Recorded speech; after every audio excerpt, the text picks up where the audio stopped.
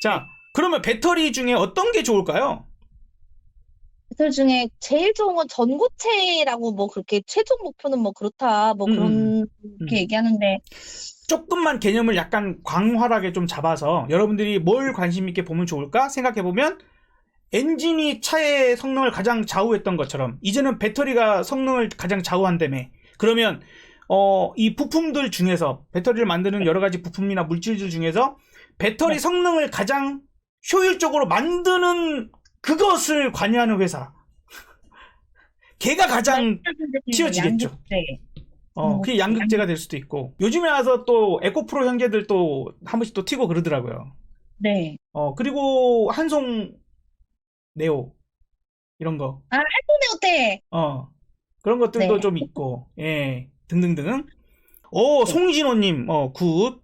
물론 두산중공업이 딱 답이 될 수 있을지는 모르겠지만, 그러면 이제 점점점 전기차 사용이 늘어나면 늘어날수록 기존에 사용하지 않았던 전기가 더 많이 쓰여지는 거죠? 네. 예. 그러면 이제 전기 생산. 당장 내년에 전기요금 2번, 가스요금 3번 인상한다고 하잖아요. 정권 바뀌면.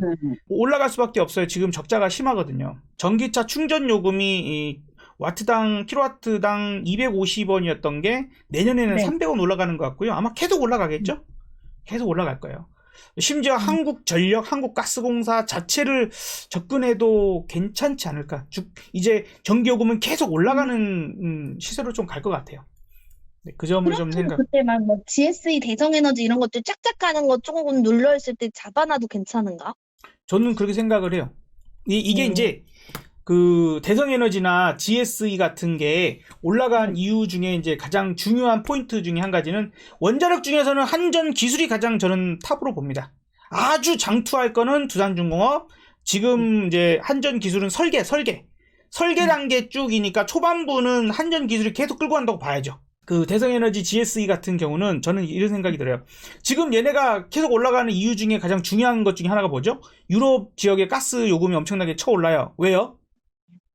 누구 걔네 때문에? 러시아가 그거 막 그렇죠. 쥐락펴락 해가지고. 러시아 애들이 지금 우크라이나를 쳐들어가네 마네 하면서 거기다가 뭐 네. 병력을 17만에다가 뭐 전차 갖다 놓고 음, 그다음에 뭐 이런 많은 부대 포 부대들을 직결해 놨다. 이렇게까지 왔죠. 네. 실제로 전쟁이 일어날까요? 라는 부분은 사실 모르겠지만 일어날 가능성은 별로 없을 것 같아요. 굳이 멍청하지 않는 이상 자국민들의 군인들의 손실도 어쨌든 있을 텐데 그쵸? 네. 이렇게 나면 뭐 3차 세계대전이 되냐 마냐 이러고 있는데 그러면 뭐예요 결국에 이제 협상을 해보려고 하는 거죠. 어. 네. 그래서 그 지금 미국과 러시아의 안보 보장 협상이 내년 1월 10일 미국하고 협상이 먼저 있고요. 그 네. 다음에 1월 12일 나토하고 러시아하고 협상을 해요. 그 다음날 13일은 러시아와 유럽 안보 협력 기구가 협상을 해요. 음, 이거에서 이제 좀 자기네들이 유리한 쪽으로 가져가기 위한 실제 전쟁하겠냐 이제 이런 음, 포인트가 있습니다. 뭐 이 얘기까지 하면 이제 너무 길어지니까 더 깊이 네. 들어가지는 말고 그러면 다시 이제 대성에너지 GS를 봤을 때는 저 날짜에 저 정도까지는 봐야 되는 거죠. 이제 저게 협상이 잘 됐다 그러면 대성에너지 GSE가 어떻게 될까요? 조금 내려가겠죠. 그쵸. 협상이 잘 돼버리면 러시아에서 가스관 열어주고 뭐 협상 잘 네. 됐으니까 문제 없이 해결되는 쪽으로 가니까 할 거고 협상이 안 됐어. 그 유럽의 가스 요금이 계속 고공행진을 더 할 수도 있고 그래서 아마 네. 그렇게 되면 대성에너지다, GSE, 뭐 SH에너지와 뭐 이런 것들이 조금 더 올라갈 가능성도 있고요. 두 번째는 음, 좀 더 크게 보면 유럽이 러시아에서 가스관으로 이제 제공을 받잖아요. 네. 근데 러시아에서 잠가버리니까 문제죠. 네. 그 잠그는데 왜 문제죠? 비축해 놓은 천연가스가 없으니까 문제죠. 음, 그러면 얘네들이 이제 위기감을 느꼈죠, 이번에. 네. 그럼 대비를 해야 되겠죠. 어떤 대비를 할까요? 음, 이제 저장 장치들을 이제 조금 설치를 한다거나 야, 네. 이거 러시아에다가 너무 의존하면 안 되겠다. 우리도 음, 좀 다른 지역에서 어, 사갖고 오자. 근데 문제는 사갖고 오려면 어떻게 사갖고 와야 되나요? 이제 가스관가가 안 돼요. 배로 실어 날려야 돼. 그러면 음, 이제 LNG선 수주나 그다음에 그에 따른 그 LNG 저장 플랜트 이런 것들이 좀 수주가 일어날 수 있는 가능성들 그런 것들까지 이번에 이제 보는 거죠. 네. 보는 거죠. 저런 거 하나로 한 가지 현상이 일어나는데 우리는 단순하게 뉴스가 나오면 뭐 저랬네 어쨌네 이제 이걸로 끝나는 게 아니라 예를 들어서 어떤 뭐 강력 범죄가 일어나도 저걸로 인해서 세상이 어떻게 변하고 막 예를 들어서 CCTV가 어떻게 되고 뭐가 어떻게 돼서 이렇게 되겠지라는 이런 생각들을 좀 해봐야 돼. 그게 이제 우리 직업병이 돼야죠. 뭐가 또 없을까? 그 뒤로는 또 뭐가 없을까? 이런 것들 좀 생각을 해볼 필요가 있습니다. 그래서 좀 얘기가 약간 그 장황한 얘기가 좀 된 듯하지만 다 연결고리가 있죠. 우리가 예상은 이렇게 해도 현실이 닥치면 또 어떻게 움직일지 몰라요. 참고만 하시기 맞아요. 바랍니다. 그래서 아마 내년은 분위기가 그 상당히 혼란스러울 거예요. 그러니까 어떤 주도 섹터가 완벽하게 나와가지고 걔가 쫙 계속 이끌어주지 않을 것 같아요. 얘네 좋았다가 얘네 좋았다 이런 식의 어쨌든 유동성 장세에 의한 그 뒤 후속 그 움직임들이 나오는 한 해 그 뒷정리가 좀 되는 구간일 거고 오히려 22년보다는 23년도가 그런 부분에서 훨씬 주도 섹터가 만들어지기도 하고 방향성을 가지고 움직일 것 같아요. 네. 음. 이게 한쪽만 너무 주도를 가지고 오래 가는 것보다 또 우리 같이 약간 좀 단기로 하는 사람들은 또 테마가 살짝씩 순환을 계속 돌아주는 것도 어떻게 좋게 보면 또 그쵸? 그렇죠. 더 재밌을 수도 있고 저는 그것도 살짝 괜찮을 것 같아요. 그냥 요즘에 이제 너무 오미크론 얘기 나와가지고 사람들이 좀 아예 관심이 없거나 안 좋게 보긴 하는데 저는 리오프닝에 대한 기대감은 계속 유지가 될 것 같아가지고 치료제가 정말 효과가 좋아서 이제 완전히 감기처럼 되기 전까지는 리오프닝에 대한 기대감도 조금 갈 수 있을 것 같아요. 그럴 것 같아요. 네, 그럴 것 완전 다 같은데 죽었다고 보기는 좀 힘들 것 근데 같아가지고. 대신에 이제 그 우리가 너무 잘 알고 있는 여행주 네. 그죠? 여행주, 항공주, 특히나 여행주 같으면 코로나 폭락 이전보다도 훨씬 높은 자리까지 가버렸거든요. 근데 이게 좀 많은 종목들이 구조조정 당하는 흡수 합병되기도 하고 뭐 그런 식으로 됐기 때문에 나중에 시장을 더욱더 집중적으로 자기네가 갖고 갈 거야 하는 그런 기대감들 때문에 더 올라가기도 했고 이번에는 종식되나? 백신 나왔대요 올라가고 이번에는 또 이런 식이었거든요. 오히려 그런 이야기가 정말 나올 때쯤 되면 그 여행주나 우리가 기존에 리오프닝주라고 많이 알려져 있는 쪽 말고 다른 숨어 있는 걸 찾아야 되지 않을까 싶어요. 근데 그 코로나 때문에 전 세계가 인구가 많이 줄었나요? 지금? 줄기는 줄었겠죠. 우리나라도 지금 2018년도부터 그 생산자 인구가 줄어들고 올해부터 전체 인구가 줄어들기 시작했는데 생각해봐요.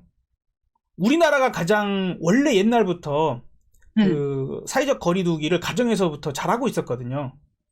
그래서 부부간에 그렇게 각방 쓰고 원래 이렇게 거리를 두고 손만 부딪혀도 오 가족끼리 이러는 거 아니야? 뭐 이러고 막.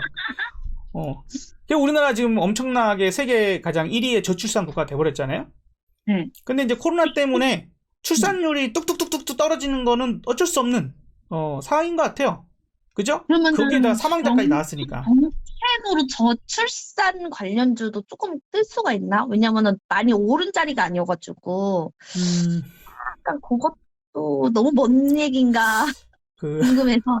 저출산 관련주는 이제 정책 그렇게 그 대선 주자들이 한 번씩 강조할 때 좀 올라가는 정도이지 않을까? 생각이 좀 들어요. 그래서 이제는 왜냐면 어차피 저출산주 중에 가장 핵심으로 많이 올랐던 것들이 유아용품 예를 들어서 아가방 컴퍼니랄지 그런 것들이 많았잖아요. 근데 이제 문제는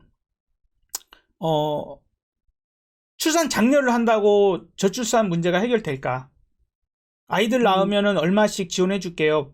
병원비 100만 원 지원해 줄게요. 뭐 월 얼마씩 그 양육비 뭐 이런 식으로 양육 보조를 해주고 유치원비, 어린이비 뭐 이런 어린이집 같은 거 이렇게 나오거든요. 30만 원 뭐 얼마씩.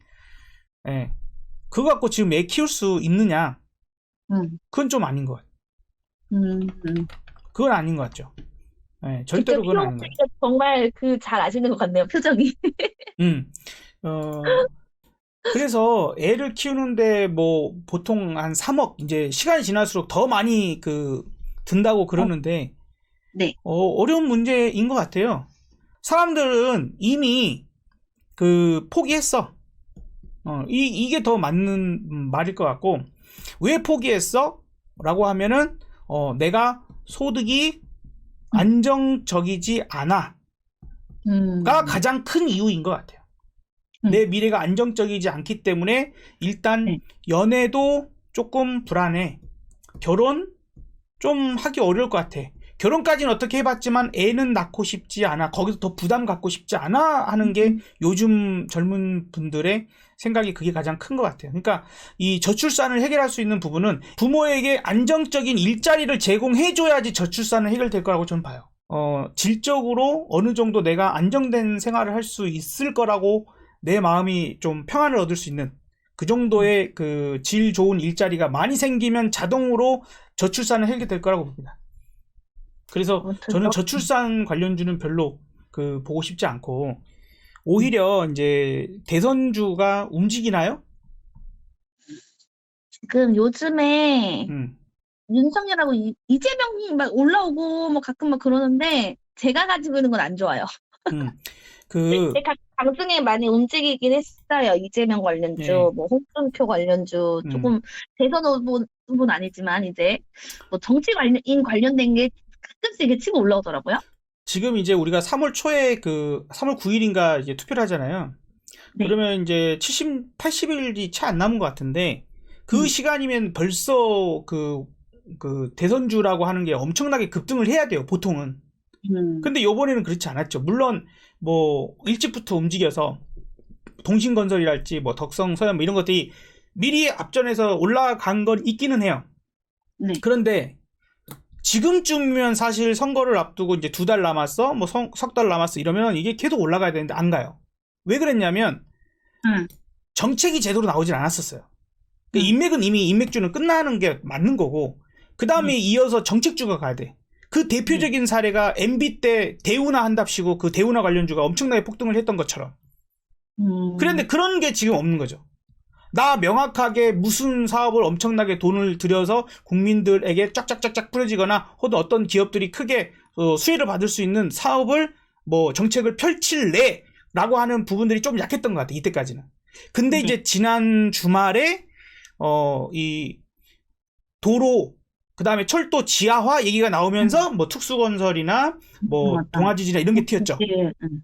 이제 시작한 거 아닐까 생각이 들고, 지금 화면에는 3프로 TV라고 많이 아실 거예요. 워낙에 유명한, 그리고 이미 보신 분도 계실 텐데, 저분들이 지금 TV에서 1시간 반이라고 하는 시간 동안 어디 가서 그렇게 막 이런 인터뷰를 한 게 거의 없을 거예요. 그러면서 이제 많은 사람들이, 국민들이 다시 이 사람들에 대해서 좀 재조명을 하고 보는 것 같고, 관심이 가면서 이제 정책주에 대한 포인트 혹은 대선주라고 하는 것들이 이제 움직임이 나오려고 하는 것 같아요. 그래서 1월달, 2월달은 대선주도 정책주로서 정책을 뭘 얘기하느냐. 근데 그 정책이 두리뭉실, 아까 이제 어떻게 보면 뭐 저출산이다, 일자리 만들래, 어쩔래, 막 이런 것들은 늘상 나오는 이제 어떤 그런 부분들이고, 뭐 부동산 공급을 몇만으로 어떻게 좀 더 구체적으로 그런 것들이 그냥 두리뭉실하는 얘기하면 안 돼요. 두 사람 다 4차 산업혁명에 뭐 한다고 하는데, 그냥 깝깝해. 이 나라가 어떻게 될란가. 요 얘기하면 안 돼. 위험해. 자, 어쨌든 보면은 그냥 두리뭉실하게 얘기를 하고 말아버리는 경우가 있거든요. 구체적으로 4차 산업혁명하면 뭐 어떻게 했어, 저쪽에 했어. 김대중 대통령 때는 그 줄기세포 어쩌고저쩌고 하면서 막 쫓아가 다니기도 했고, 황우석 박사 만나기도 하고 뭐 하면서 또 연관주들이 엄청나게 급등을 했어요. 또 이명박 대통령은 자전거 끌고 나와가지고 타고 댕기면서 어쩌고저쩌고 하면서 하니까 자전거 관련주나 자전거 도로 까는 이런 쪽들이 많이 올랐다고. 그러니까 그런 식의 뭔가 액션들을 보여줘야 되는데 그게 지금 안 보이는 거예요. 서로 까기 바쁘고 아직까지는. 그랬던 게 이제 좀 변화가 있으려고 하는 것 같아요. 우리가 지금 저 두 사람 중에 대통령을 선택을 해야 된다면 이미 결정하신 분도 계시겠지만, 이제는 뭐 정책으로 싸워야 되지 않을까? 그럼 그 정책이 4차 산업혁명에 맞서서 선진국과 함께 발맞춰서 빨리 시작해야 됩니다. 뭐 키워야죠. 라고 얘기를 하는데 구체적인 얘기가 없어요. 그거 어쩌라고. 근데 기업이 잘하고 있는 거죠. 삼성에서 우리 이제 로봇 사업 해가지고 엄청나게 이런 거 할 거야 라고 구체적으로 나오고, 현대차 그룹에서 또 이렇게 할 거야 라고 다 얘기 다 나오고, 그러니까 그쪽이 계속 주목을 받고 올랐던 거예요. 구체적이고 명확하게 보이는 게 있으니까. 네. 이제는 관심을 가져보세요. 여러분들도 이제 저 두 분의 저 영상부터 한번 봐보시기를 추천드려봅니다. 저랑 전혀 상관없는 3프로TV지만 네, 3프로TV지만 가장 그 두 사람에 대한 생각이나 준비된 정도나 이런 것들을 좀 알 수 있는 영상이지 않을까. 좀 길긴 한데 대한민국의 미래를 좀 생각하고 우리의 미래를 생각하면 한 번은 봐줘야 되지 않을까 싶어요. 보시면 생각이 달라지실 수도 있을 것도 같아요. 네. 그렇습니다. 그래서 그 큰 돈이 들어가고 대체적으로 토목공사 쪽 하거나 막 이런 쪽들이 잘 가긴 해요, 여러분. 옛날에 MB 때 그 이화공영 특수건설이 20배씩 올랐거든. 20배씩 올랐으니까 아직 많이 안 갔잖아요. 진짜로 그 뭐 고속도로나 철도나 이런 것들 다 거의 지하화를 진짜로 제대로 해보겠다라고 강력 추진을 해버린다면 뭐 그때만큼은 아니라 하더라도 좀 큰 움직임을 제대로 보여줄 수 있지 않을까. 실제로 하게 된다면. 그래서 그런 식으로 또 관심을 갖는 게 또 내년을 준비하시는 한 포인트가 되지 않을까 싶네요. 네. 여기까지. 맞아. 그러니까 결국 대선이든 뭐든 일단은 내년에는 정책주에 저도 좀 관심을 가져야겠다고 생각을 해가지고, 저도 계좌가 리밸런싱이 필요합니다. 그 정책주를 봐야 되나요 하셨는데 절대로 인맥주 보시면 안 돼요, 이제. 그 두 분 다 그 뭐 비리를 잡겠다, 뭐 하겠다, 그죠? 그런 분들이잖아요. 또 하면 해버리는 사람들이기도 하고. 그런 부분이니, 아니 그런 사람들이 자기 인맥이 있다고 주가가 올라가고 회사가 특혜를 보면 이 나라가 어떻게 개판되겠죠. 그러니까 절대로 인맥주 쪽으로 보지 마시고, 어차피 대통령은 한 번밖에 못 해먹는 거니까 괜히 그런 걸로 그 하면은 그런 작전 세력들 또 끄집어다가 잡아다가 어떻게 해버릴 수도 있어. 괜히 그쪽에서 그 부러지지 마시고 철저하게 정책주 흑자를 내고 있고 정부와 그런 그 사업을 많이 해본 기업들 위주로 좀 해서 골라보시면 그런 토목 회사들이나 건축 관련된 회사들이 많아요. 그리고 부동산 정책은 아직도 국민들이 많은 분노를 가진 사람들이 상당히 많죠. 젊은 층일수록. 그래서 그거를 어떻게든 해결해 주기 위한 정책들이 계속 강화가 돼야 될 것 같아요. 그래서 그거 관련된 것도 계속 보시고. 그러면 아마 내년 그럭저럭 좋은 성과 거두시지 않을까요? 네. 오늘도 너무 감사했습니다, 우리 업다분님. 도움이 되셨나 모르겠어요. 사실 뭐 주식하는 사람들 뭐 다 자기가 생각해 놓은 종목들이 있어가지고 참고만 하는 거겠죠, 뭐. 다들 잘하시는 분들이셔가지고. 그래도 도움됐죠, 그래도. 이게 저희는 맨날 이 집중해서 그 오늘 시황만 이렇게 막 집중하다가 가끔 또 이렇게 환기 한번 시켜줘야 되거든요. 숲도 한번 봐야 되고 해가지고 항상 도움이 되고 있습니다. 명강이라고 말씀하시네요, 아이고, 시청자님들께서. 네, 감사합니다. 너무 감사합니다. 어떻게 보면은 뭐 이야기들 중에 일부 내용은 좀 뜬구름 잡는 내용일 수도 있어요. 근데 이제 그냥 우리가 모든 게 한 가지를 따로따로 띄워놓고 볼 수는 좀 없더라고요. 그래서 그래서 조금은 큰 그림상에서도 가두고 내가 그 중에서 뭘 좀 더 집중을 하고, 그러면 2,400개 주식을 내가 어떻게 다 분석을 해요. 그죠? 조금 더 집중하고 비중을 더 많이 실어보고 이런 쪽들을 좀 명확하게 잡고 계시면 성과가 더 좋아지지 않을까. 그런 마음으로 오늘 또 이야기를 좀 드렸습니다. 네, 감사합니다. 네. 너무 감사합니다. 우리 그러면은 업사분은 내년에 뵈야겠네요, 이제. 그러네요. 내년으로 넘어가네요, 다음 주니까.